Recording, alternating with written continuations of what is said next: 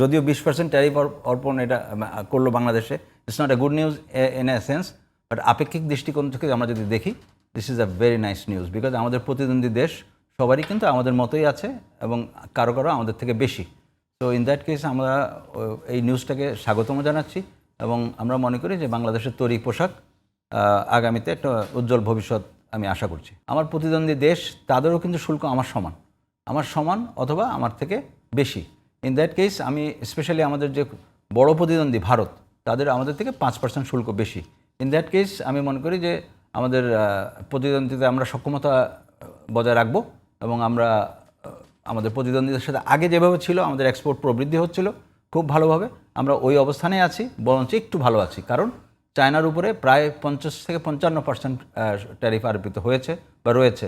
কমালেও হয়তো হার্ডলি 5% বা 10% কমবে চায়না। আমি যেটা মনে করি যদি কমায় তারপরেও, তাহলে ইন দ্যাট কেস চায়না কিন্তু আমাদের থেকেও বেশি থাকলো, ভারত আমাদের থেকে বেশি থাকলো, তো আমরা অটোমেটিক্যালি একটা সুবিধাজনক অবস্থানে আমরা রয়েছি।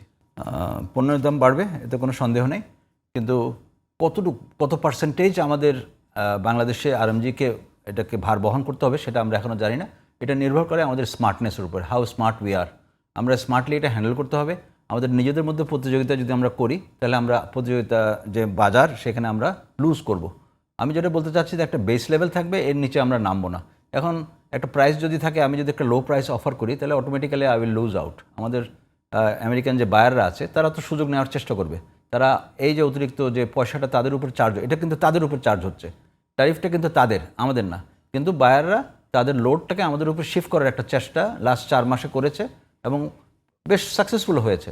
অনেকেই তাদের 2%, 5%, 4%, ইভেন 6-7%ও কিন্তু ডিসকাউন্ট দিয়ে আমরা আমাদের পাইপলাইনে যে অর্ডারগুলো ছিল আমরা একটা বের করেছি আমাদের অর্ডার। কারণ আমাদের অর্ডার ধরে রাখা হচ্ছে সবচেয়ে ডেঞ্জারাস। যখন বায়ার কমিটমেন্ট একটা দিল যে তুমি ডিসকাউন্ট দাও, আমি মালটা নিয়ে যাচ্ছি, ইন দ্যাট কেস আমরা কিন্তু তাদেরকে ডিসকাউন্ট দিয়ে আমাদের হাতে ধরা যে অর্ডারগুলো এগুলো আমরা বের করে দিলাম। পাইপলাইনের অর্ডার যখন শেষ হয়ে যাবে তখন কিন্তু আমি free, then I can decide আমি কি আমেরিকা যাব, আই হ্যাভ দ্য অপশান। আমি কিন্তু নন ট্রেডিশনাল মার্কেটে চলে যেতে পারি, আমি Australia, Japan, Brazil, Saudi Arabia, United Arab Emirates, Chile, এসব দেশে আমার জন্য ভালো প্রবৃদ্ধি হয়েছে, খুব ভালো প্রবৃদ্ধি হয়েছে। এবং ইভেন সৌদি আরবিয়াতে আমাদের প্রবৃদ্ধি 58%, উইচ ইজ ফ্যান্টাস্টিক একটা প্রবৃদ্ধি আমরা সৌদি আরবিতে খেয়াল করলাম। তার মানে নন ট্রেডিশনাল মার্কেটগুলো কিন্তু আমাদের রেডি এক্সপ্লোর করার জন্য। আমরা আরও নতুন নতুন দেশে আমরা বের করতে পারি আমাদের মার্কেট কতটুকু হবে। আমরা যদি ট্রাই করি আমার মনে হয় আমরা সাকসেসফুল হব।